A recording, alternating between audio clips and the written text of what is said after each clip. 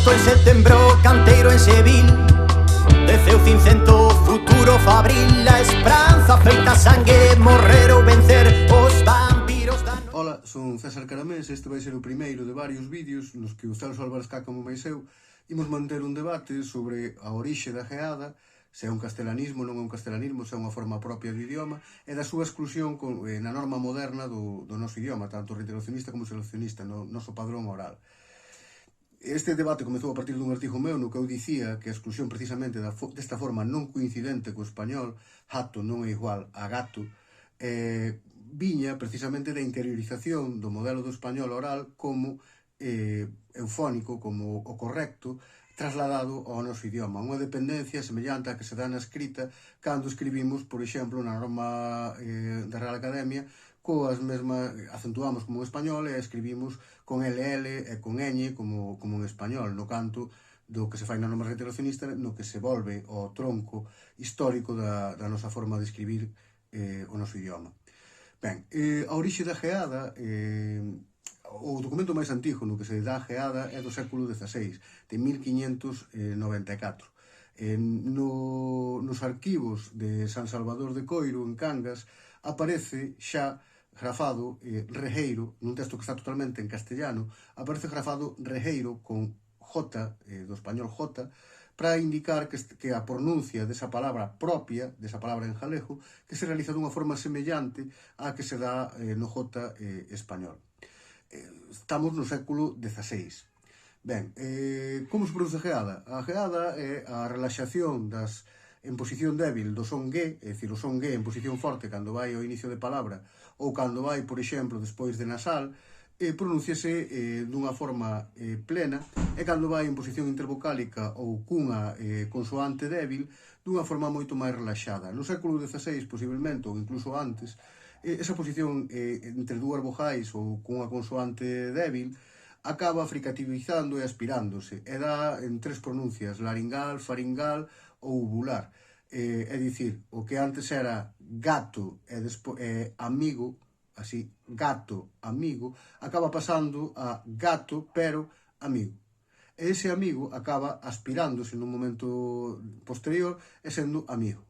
É un proceso normal dentro das linguas da Romania que se dean estes fenómenos de relaxamento ata incluso a desaparición da consoante. De feito, en galego, nas falas do galego da provincia de Zamora e nas falas portuguesas de Tras os Montes, rexístrase, por exemplo, triu en vez de trigo, e rexístrase tamén ortía en vez de ortiga, como unha consumación total deste fenómeno do relaxamento ata a desaparición xa total da consoante. É un fenómeno normal. Este fenómeno tan normal, aínda que sexa característico da nosa lingua, é a explicación de que precisamente no N interior de palabra, nunha nasal interior de palabra, aínda se manteña G na maioría das falas que teñen geada. Seguimos dicindo ningún, ninguén, mango. Na maioría das falas da xente que decimos gato, galiña agora, seguimos dicindo mango, ningún, ninguén, na maioría do territorio. Por qué? Porque nesa posición interior de palabra non podía expoñerse ese cambio do G en posición relaxada entre vogais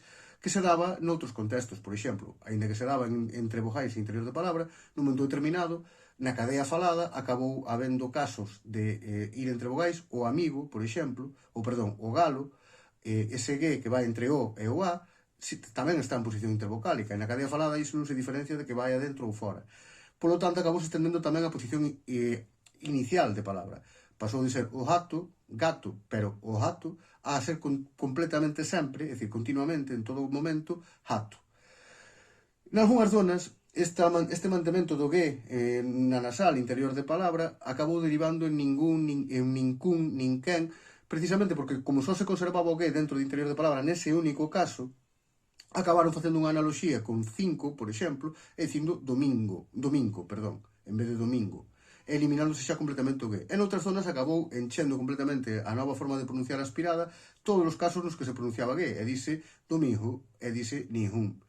Esta explicación, que é a explicación dunha evolución propia da lingua, é a que dá significado a estes casos, senón non poderían explicarse.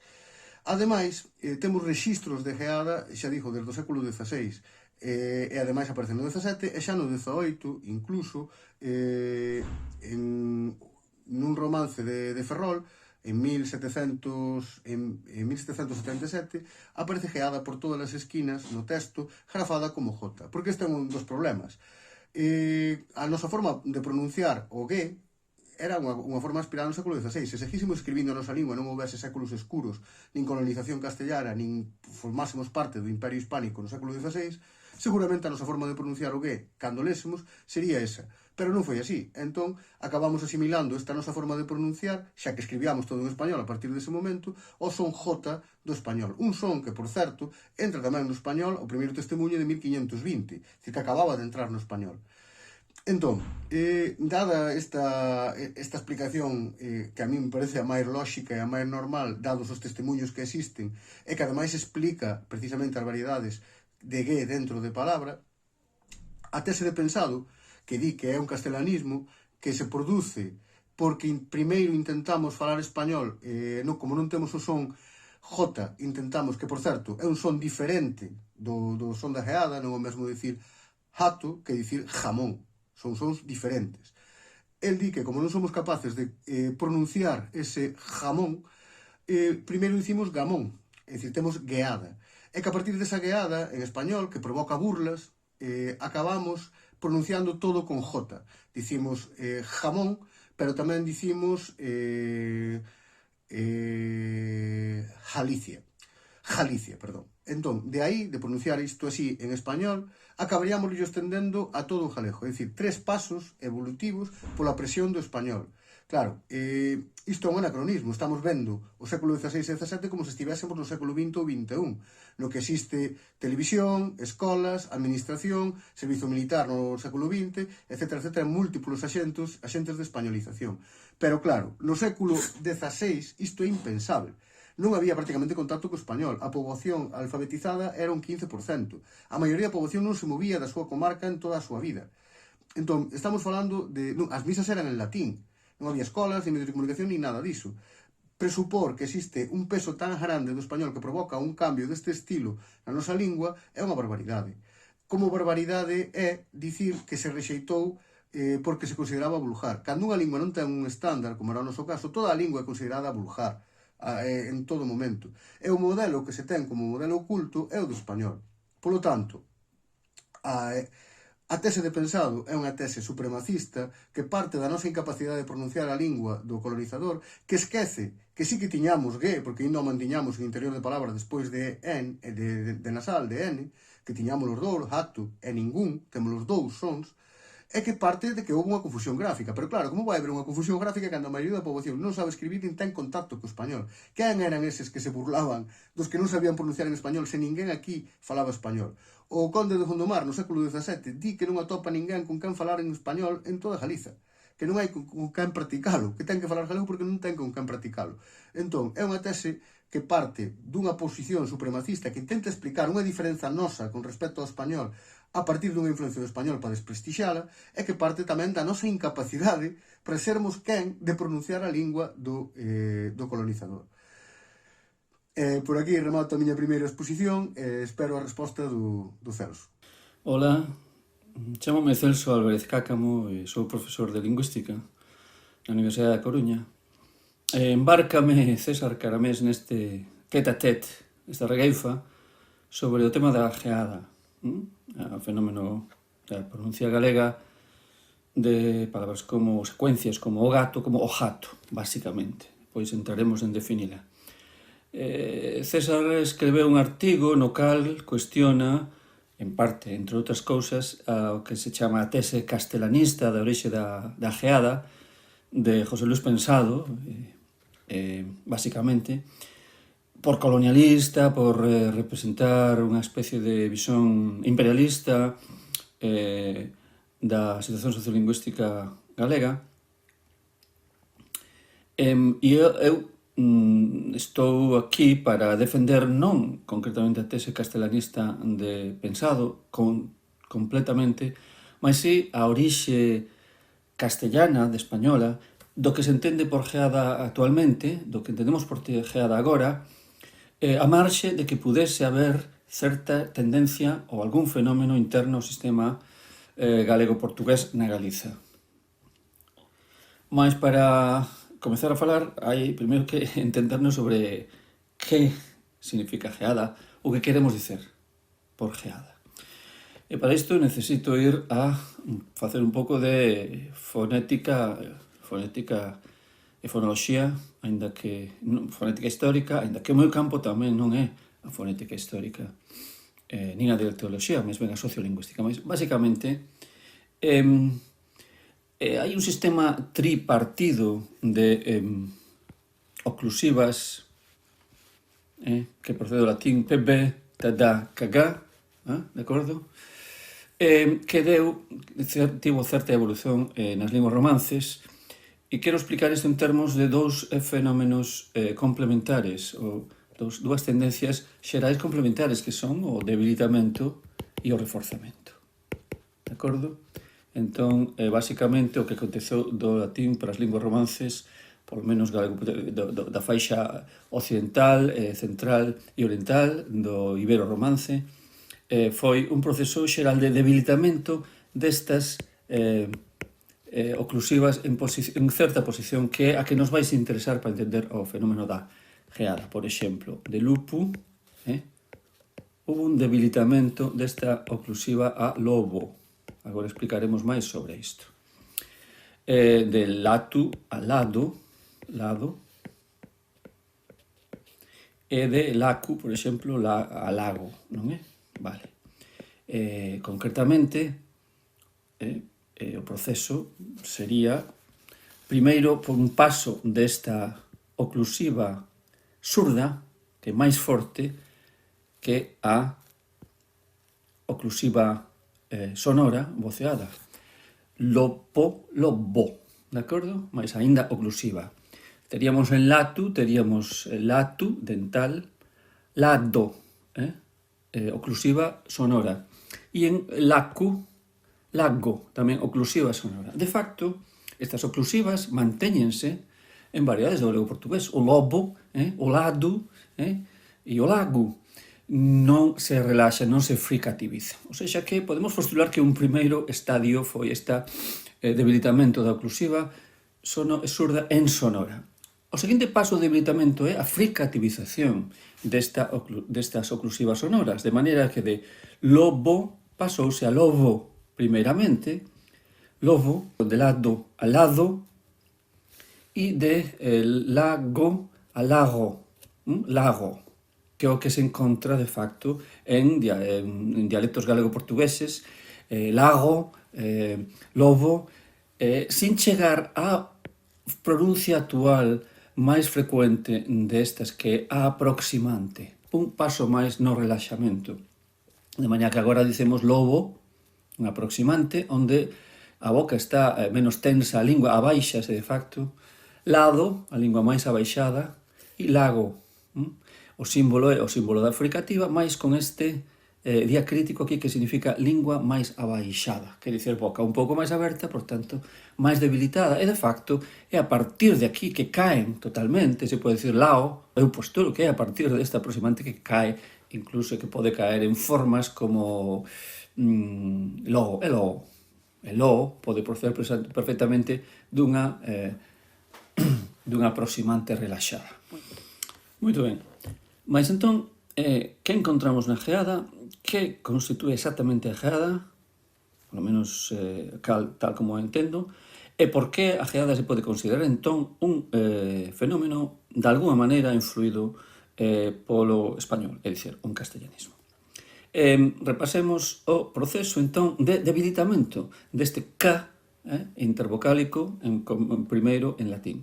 Lacu, primeiro, lago, pode ser lago tamén, non, ese non é a cuestión. Lago, fricativización, lago, debilitamento, lenizón en lago, aproximante actual. Mas a miña hipótese é que a geada consiste precisamente nun retroceso deste proceso de debilitamento, porque frente ás voceadas ou sonoras, a surda correspondente é sempre máis tensa ou máis forte. É dicir, a ta é máis forte que a da, e a ja é máis forte que a ga. É dicir, a fricativa surda correspondente á voceada lago é máis tensa, de maneira que o ensordecemento en que consiste a geada é un proceso de reforzamento, aínda que agora teñamos, podemos ter variantes farinxas lago, ou incluso glotais lago, tamén surdas, que é importante, que a mellor acústicamente poden parecer máis débeis que esta fricativa sonora lago, pode, mas na realidade o proceso de ensurdecimento consiste nun reforzamento. Non sabemos exactamente, claro, cais variantes teñamos aquí cando, penso eu, hipotetizo, se deu o paso da geada, mas o proceso foi un proceso de ensurdecimento. E este proceso de ensurdecimento é un reforzamento. Entón, hai que preguntarse como é posible que se dese ese reforzamento, que factor houbo aí para que se dese ese reforzamento e ensurecimento. Por tanto, a geada non é cualquier pronuncio onde temos unha sonora. Se temos unha sonora, eu non o chamaría geada. Por exemplo, que se encontra no norte de Portugal, en certos vídeos que hai en internet, xusto na raia, que é unha fricativa claramente, ou a que se dá ou tamén en variedades de galego non geantes, ás veces se realiza esta como unha fricativa, non como unha aproximante. Iso non é geada. O característico de geada é que haxa un ensurdecimento. E, de facto, máis característico ainda, por suposto, está que ese ensurdecimento, esa variante ensurdecida, se constitúe en fonema, que iso é o paso seguinte. Porque, como estaba o panorama das fricativas da serie, da longa serie das fricativas en castellano e galego, o galego-portugués, cando este proceso se comezou a dar, cal era o panorama, de onde surxe ese fonema, esa variante que vai ser, para, na miña opinión, a fonte de contaxio do sistema galego, que é a fricativa velar G do español. Estamos a mediados do século XVI, 1500 e pico, onde a fricativa prepalatal ou posvelar xe, compartida entre galego e castellano, de caixa, por exemplo, caixa, caixa, en castellano, comeza a recuar para atrás até chegar aquí, a velar ja. Por que recúa? A hipótese máis tendida é que aí na zona frontal se encontran demasiadas sibilantes ou fricativas se, ce, se está desenvolvendo C, etc. O sea, concéntrase unha serie de fricativas na zona frontal, mentras que a zona palatal e velar está vacía. Toda esta zona estaba sen ocupar. En galego tamén estaba sen ocupar. En catalán estaba sen ocupar. Interesante, por certo, bueno, pero eso o direi máis adiante, que acontece con este G en castellano e en todas as variantes galego-portuguesas. Ben, entón, o que se postula é que xe comezou a recuar pasando primeiro por unha palatal, unha fricativa palatal caixa, por exemplo, caixa, o ich do alemán ich, non? Até chegar a velar G, caja, actual. Bueno, pasou a glotal en variedades do castellano, caja, etc. Pero a lógica dentro dunha especie de visión de fonoloxía natural é que xe dese G, dese G e depois H, lógicamente, non? Foi recuando. Cando este son comeza, por primeira vez se dá este recuamento, de feito era vulgar en castellano, estaba mal considerado, e estamos a falar, xa digo, pois, a meados do século XVI, 1500 e pico. E a primeira vez que, tal vez, se escoita tamén na Galiza, onde permanece xa, de acordo? Pero xa no século XVII, xa a meados do século XVII, xa está perfectamente establecido, incluso son da corte, é dicir, un son xa de prestixio. Vale? E que acontece no galego? Que se observa por primeira vez, de feito, está documentado antes que a geada, pois antes que a geada se documentan as gueadas, a gueada. Mas vamos a entender en que consiste esta gueada. A gueada sería un fenómeno polo cal, creo que está en Sarmiento, polo cal o son G do español é realizado na Galiza como G. Vale. Pero que G? Pensemos, porque cando se fala de gueada se pensa que, ao mellor, por exemplo, a palabra que hoxe escribimos así, pero que non estaría escrito con J, que en castellano é pájaro, un galego, ao non poder articulala, diría algo así como págaro, mas non é así como o interpreto eu. non diría nin págaro, senón, vamos, se entende agora que sería págaro, coa aproximante, mas estamos no século XVII, e por que pensar que xa tiñamos aproximante de págaro, entón? A miña interpretación é que en realidade a gueada non era gueada, senón reada, que é bastante diferente. É dicir, un fenómeno polo cal a fricativa surda se realizaba como fricativa sonora que existía en galego, en lago, o gato, etc. É dicir, a variante xa debilitada de g, da oclusiva a ga, pero aínda sin chegar a aproximante. E isto ten todo o sentido do mundo. En lugar da surda pájaro, o que tiñamos aquí era págaro, págaro. Entón, a gueada sería unha reada, a gueada. O son máis próximo do surdo castellano G é o sonoro G, págaro. De facto, isto é o que acontece con aprendentes de español, portugueses de español, que ao non realizar pájaro, realizan unha sonora, e pájaro, algo así. Entón, non había confusión entre G e G, entre jamón, non dirían gamón, senón gamón, que é algo bastante diferente para entender o proceso.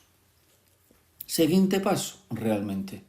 O seguinte paso foi o oposto, según a hipótese de pensado, e ten sentido tamén, que esta que era aínda, por exemplo, en galego, unha fricativa lago sonora, ensurdeceuse en lago, ou noutras, iso xa é outra cuestión, porque todo ese espazo posterior estaba vacío, como digo, e, por tanto, a variante podía ser ou ben a propia do castellano ja, ou unha farinxa máis para atrás ja, porque, de facto, ja, surda, porque, de facto, incluso en castellano actual, estas realizacións son bastante variables.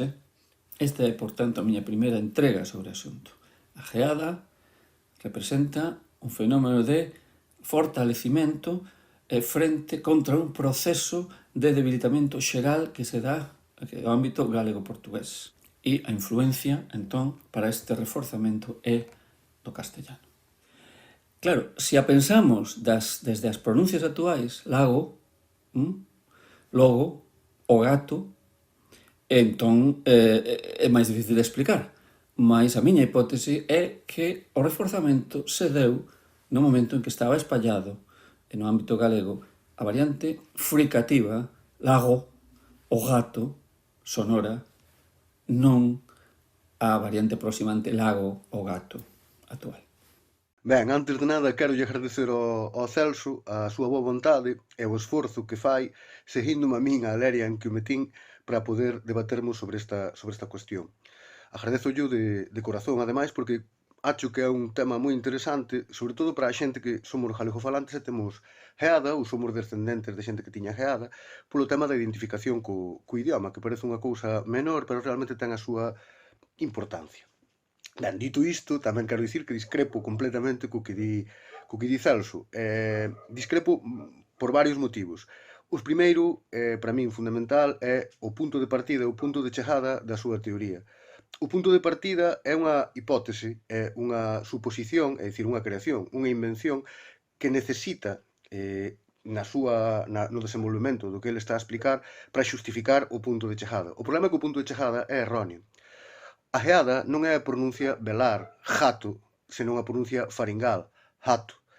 É moito máis fácil explicar isto polo relaxamento, a aspiración, polo relaxamento das intervocálicas, ata mesmo a desaparición nas falas do bloque oriental que dicíamos no primeiro vídeo, triu en vez de trigo, ou ortía en vez de ortiga, e tamén do norte de Portugal, entre as Montes. É máis doado explicalo así, que dándolle a volta e tendo que explicar que hai unha pronuncia generalizada en Galiza, supoñendo a que non temos constancia na pronuncia actual do galego, como el mesmo recoñece, as zonas que non teñen geada non pronuncian gato, pronuncian gato, e non pronuncian amigo, pronuncian amigo. Entón, ten que presupor isto, unha pronuncia fricativa velar, para poder xustificar que dunha fricativa velar pasamos a tamén velar jota, é dicir, amigo, amigo. Claro, se iso fose así, se fose o punto de chegada un J podería ter sentido. O problema é que non é un J o punto de chegada, o problema é que é unha faringal, un amigo. E a maioría da geada hoxe en día é faringal. Dicimos hato, agora, amigo. Polo tanto, tería que presupor aínda un cambio a maiores, que é que dese J, os galegos e as galegas teríamos que distanciarnos aínda da pronuncia que lle acabamos de coller ao español e aspirala.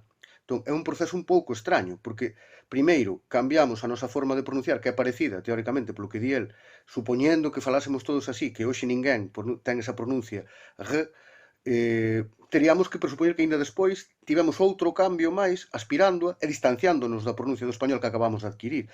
E iso tamén é problemático, claro, porque son 4 pasos na evolución do fenómeno, cando é moito máis doado explicala da outra forma. Ademais, explicando así, non damos solución a que a maioría das zonas de geada do país, despois de nasal, como dicía no primeiro vídeo, mantemos o G. Ningún, ninguén, mango, mantemos o G. Con esta explicación non habería unha forma de entendelo. Despois, é inexacta, é dicir, é incorrecta, é inexacta a posición de Celso porque non resiste a súa historización. É dicir, podemos teorizala no cadro fonético e podemos, atribuíndolle valores, poder chegar a esta conclusión dicindo que non é extraña. Pero a hora de historizalo, a hora de chantalo na realidade histórica, no século XVI iso é impensável. É impensável por varios motivos. Para empezar, porque non existe o Estado-nación e, polo tanto, non existe a presión do español sobre as clases populares galegas que levaría a esa mudanza. E, ademais, por outra razón, porque o influxo do J no galego nese momento tería que vir non das clases altas que falan español. Resulta que o J, como el mesmo di tamén, non se consolida no español ata o século XVII. E isto é un problema bastante grande. Aparecen os primeiros testemunhos no século XVI e son propios das clases populares, ademais, do sur da península. De feito, hai unha teoría que di que ven do influxo árabe, a pronuncia do J. Lembremos que ningunha lingua románica ten ese son nas súas linguas. Aínda que a maioría, a tese máis aceptada é a da evolución interna dentro do propio español, que é unha evolución propia do propio castelán que dá no J, como el mesmo explica, dunha forma brillante, ademais, sintetizando moi ben. Pero claro, aquí temos o problema que el mesmo recoñece tamén. Ata o século XVII non é nin maioritaria, nin está prestixiada esa forma. Entón, temos que presupor que as galegas e os galegos do século XVI se deixan contaminar polas clases populares do sur da península que teñen ese son J, e que se está espallando pero entre as clases populares, que non está prestixiado, e que o introducen ademais nun caso no que eles non o usan. É dicir, en vez de dicir, o normal sería, xa que eles din jamón, jamón ou calquera ou caja, nós teríamos que dicir en todo caso, en vez de xamón, jamón tamén, e en vez de caixa, caixa tamén, caixa en todo caso. Pero que non o facemos nese caso. Resulta que o facemos no caso do G. E claro, iso é bastante complicado de entender. Temos que presupor unha presión do español no século XVI inexistente. Recordo de novo o que dicía o conde de Gondomar no XVII, que non había aquí quen falase castelán, que non tiña con quen practicalo. E, ademais, temos que presupor que o facemos nun caso no que non coincide coa lingua de presión. E entón é cando ten que teorizar Celso, que é porque podería ser que houvese unha pronuncia generalizada no país dun G próximo parecido a ese J. Claro, isto son unha cantidade de voltas para xustificar a influencia do español que chocan realmente cos documentos históricos que temos. Lembro que no século XVIII, 1777, o romance de Urca, do que falei xa no primeiro vídeo, xa ten o sistema de congeada total menos detrás de nasal. E iso é curioso tamén, é sistemático. No século XVIII xa está totalmente consolidado o sistema de geada. Entón, presupor esta influencia nese momento é un pouco extraño. De feito, o propio Cácamo parte da posición de pensado de que primeiro a geada, despois a geada, que é unha posición errónea. Meus tíos e miñas tías falan con geada e cando falaban español tiñan geada, porque asociaban o son G ao español, non sabían onde colocalo, pero cando eles falaban con geada, porque temos os dous. Temos o G despois de nasal e temos a geada no resto de casos. É dicir, a geada non é anterior á geada. É máis, nos textos que temos, a geada é temos antes textos de geada en 1594 que de geada. Polo tanto, esa posición de pensado de que a geada é anterior á geada é incorrecta. E isto lévanos a outro dos problemas de pensado, que é que esa presión do español é impensável no século XVI e XVII. E, polo tanto, el nunca quería retrotraer a orixe da geada alén do século XVIII. E isto é un problema, claro, cando trasladas esa teorización a antes, derrúbase. Derrúbase porque non hai por onde sustentar esa teórica presión do español. Cando Cácamo di que a xente dicía págaro e que daí pasaron a pájaro, e que daí o estenderon a todo, presupón que a xente no século XVI e XVII tiña que dicir pájaro, pero que aquí ninguén dicía pájaro no século XVI e XVII. Dicían paxaro ou páxaro, pero non existía esa necesidade de falar español. Presupón que temos que aprender o español no XVI e no XVII e de aí contaminar todo o idioma con ese son novo que, ainda por riba, nin sequera era o hexemónico no español, senón que era o propio das clases populares. E velaí está tamén o segundo problema desa teoría. Despois, tampouco explica, como dicía o NG, o ningún, ninguén, en interior de palabra, e ademais hai outro problema a maiores. Se é un españolismo, a súa área de difusión, o lóxico sería que fose arredor dos grandes núcleos urbanos do país, pero que resulta que unha das cidades máis importantes do país, senón a cidade, naquel momento, no 16 e 17, era Lugo. E Lugo non é geada. É dicir, se o fenómeno se orixinase por influencia do español, a súa distribución teria que estar alrededor dos núcleos urbanos. Podémolo ver incluso no índice de español falantes hoxe, como é alrededor das cidades onde máis se fala español e menor galego. A influencia teórica do español teria que verse alrededor das cidades, pero que non sucede así. Resulta que a geada se distribúe de leste a oeste, verticalmente, como case todos os fenómenos dialectais do noso idioma, seguindo esas liñas verticais tamén dos bloques. É máis, o seseo tamén se corresponde nesa distribución coa geada. E hai unha identificación desde o principio dos gramáticos entre seseo e geada, como se fose unha pronuncia rexeitável, de ostada, que non se pode integrar no galego, porque a posición desde a que se está enunciando esta visión é a posición do español como referencia. Non en van, gato e facer parecense moito máis a gato e hacer, que é gato é facer. E o que se despraza, o que non se quere integrar, é o que non soa eufónico concordante co español. E este é realmente o problema desde o inicio. Se vemos a distribución das variantes dialectais, imos comprobar isto, van de leste a oeste. E o retroceso do seseo é tamén paralelo ao retroceso da geada. Se comprobamos o retroceso da geada no século XX, por exemplo, tamén a súa destrucción paulatina vai de leste a oeste. En época de Sarmiento, o seseo chegaba desde nunha liña vertical de Ourense para o occidente, había seseo, e de Ourense para aló non había seseo. Hoxe ainda se conserva, por exemplo, na provincia de Ourense, en Trimo e Lobios, e todo o que é na franxa occidental. Pero hai unha identificación entre os falantes de galego entre falar con geada e falar con seseo. É unha identificación que ven de lonxe, é dicir, o máis distinto do español, o máis propio, o máis, polo tanto, vergonzante. E por iso se tenta desprazar ou eliminar. Pero, ademais, ainda hai outra cuestión interesante. Existe geada no norte de Portugal. Aquí imos bater cun choque histórico que impide ver a realidade, porque os reintegracionistas, moitos, non todos, claro, non todos, porque eu tamén sou reintegracionista, algúns queren ver a geada como un fenómeno de influencia do español, que, polo tanto, non existe en Portugal, entón intenta silenciarse esa parte, e, por outro lado, os isolacionistas queren dicir que é unha marca distintiva do galego con respecto ao portugués e que, por tanto, tampouco existe en Portugal. O problema diso é que choca coa realidade. Schneider dicía en 1939 que Alves Pereira, un filólogo portugués, recollera geada en Paredes de Coura. No 1968, Carballo Calero, no Alto Miño, tamén recolle geada. Fernández Rey, nos anos 80, tamén recolle geada no norte de Portugal. O mesmo Eduardo Marajoto, que nunha pequena discusión que tivemos no Twitter, o Celso Maiseu, ele tamén participou, recoñecía que ele tamén, cando estaba gravando os documentarios estes no norte de Portugal, tamén recolleu geada por todas as partes. E, ademais, temos estes tres vídeos dun programa, dous deles son de dous programas distintos da televisión portuguesa, na que van a unha zona de Monção, a 20 km da fronteira, e que está particularmente isolada, apartada do resto das poboacións, no que se conserva, e digo a propia televisión, a forma antiga de falar na zona.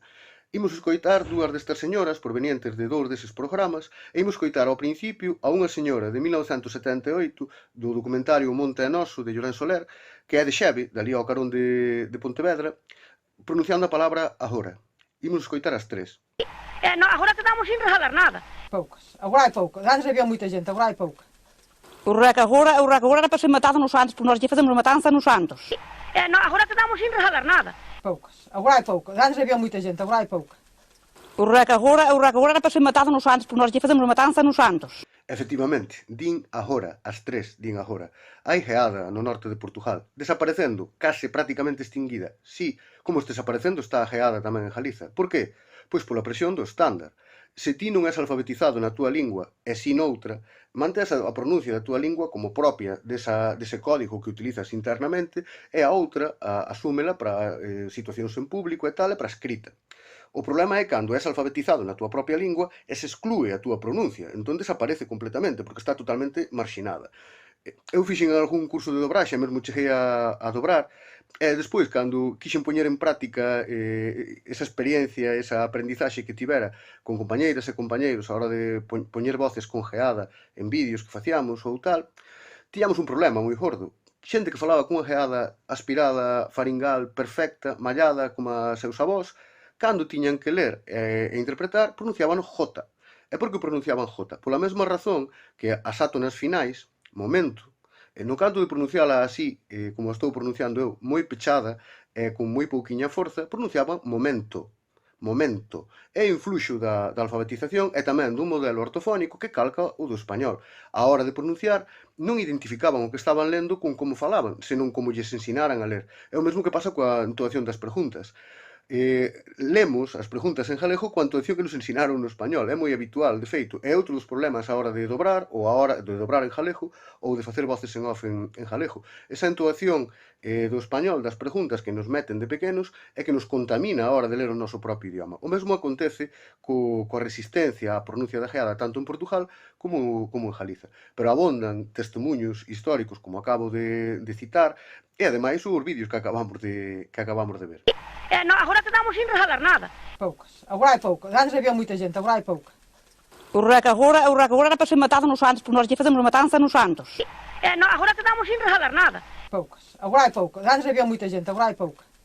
O rec agora era para ser matado nos Santos, porque nós lle facemos matanza nos Santos. Resumindo, no canto de pensarmos que no século XVI tiñamos un son, unha forma de pronunciar o que totalmente desaparecida no galego moderno, que se parecía moito á forma de pronunciar o J do castellano, e que por influencia das clases populares, e insisto nisto, das clases populares, dun son marxinal das clases populares, nomeadamente do sur da península, aproximámolo a ese son e contaminamos todo o resto do idioma, todo o noso sistema fonético, fonolóxico, con ese novo son introducido así, e que acabamos estendendo a todo o idioma, porque queríamos dicir pájaro, en vez de dicir paxaro, dunha presión do español que é inexistente no século XVI e XVII entre as clases populares, no canto de darlle toda esa volta para acabar xustificando iso, que ainda por riba teríamos que aspiralo despois, porque teríamos que dicir pájaro nun último momento, é dicir, unha serie de contradicións, teríamos que explicar tamén como é posible que iso exista no norte de Portugal. E existe, acabámoslo de escoitar, e non só que escoitásemos nós. Ademais, temos testemunho de que foi recollido mesmo polo propio Carballo Calero. Entón, en vez de dar toda esa volta, é moito máis doado entendelo como unha evolución interna. De feito, non é totalmente insólita, non é que sexa insólita, é o normal na Romaña, xa dicíamos. Ensurdecimento, relaxamento, desaparición. Claro, existe tamén, por exemplo, na Georgia Toscana, en Italia. É un fenómeno normal dentro das linguas. A intencionalidade de velo como rexeitable na lingua e atribuirlle unha orixe no español parte precisamente de unha visión española. De feito, fixémonos como pensado, move todo alrededor da necesidade de aprendermos español. Esa necesidade que tiñamos de aprender español provoca que contaminemos o noso idioma. Non hai evolucións propias dentro da propia lingua. Despois tamén hai outra cousa moi curiosa. Se houvese esa presión do español no século XVI que fixese que se contaminase o idioma cun son novo e tal, que, insisto, son sons distintos, non é o mesmo jamón que a Galicia. Non é o mesmo. Son completamente distintos. Pronuncianse en partes distintas do aparato fonador. Polo tanto, pensar que no século XVI existía unha presión para provocar ese cambio, teríamos que vela tamén dentro do territorio. Entón, teria que darse esa presión nos núcleos máis urbanizados, en todo caso. E un deles, por exemplo, é Lugo. En Lugo, insisto, non hai geada. Ademais, pasa outra cousa. no século XVI hai innovacións dentro do galego con respecto ao español e con respecto ao portugués, pero interesanos as que son con respecto sobre todo ao español. No canto de tú, por exemplo, a parte occidental onde se fala con geada e con seseo aínda hoxe, innova e crea un ti que nos distingue do portugués e do español. A presión do español non podería ser tanta para distanciarnos del, adoptando un pronome distinto. E ademais, por exemplo, a forma verbal do verbo dicer, eu digo, ti dis, en vez de tú dices, que coincidía co español, tamén se dá nesa zona. Está habendo innovacións distintas que nos apartan aínda máis do español en pleno século XVI, xusto cando nos piden que entendamos que é cando a geada se mete como un castelanismo. Na miña opinión non hai por onde collelo, responde únicamente á necesidade de manter o sistema coincidente co español. Ao final, cazo e gato é igual a cazo e gato en español de España, ni sequera de español latinoamericano, a diferenza de caso e gato. Este é o problema fundamental, é un problema gordo porque estamos intentando eliminar a nosa pronuncia para parecernos a do español, estamos utilizando argumentacións aparentemente racionais para xustificar algo que é moi evidente, e que para a xente que somos galegofalantes é moi visible. De feito, a identificación co estándar, con calquera dos estándares, ten un problema con isto, e a xente, desde o principio, dicía, non falamos galego normativo, falamos gallego. E isto é un problema de identificación coa norma que arrastramos desde o principio. É máis, ten unha implicación incluso máis profunda, se queremos. O que nós falamos non vale para nada. A nosa pronuncia, que é distinta á española, non vale, porque a que vale é a que coincide co español. Polo tanto, inferiorízanos aínda máis. É dicir, a nivel psicolóxico, colonial, ten uns efectos tremendos. Bueno, espero agora que siga o Celso a súa resposta. Como república quero existir, ser soberana para poder decidir a vida que até agora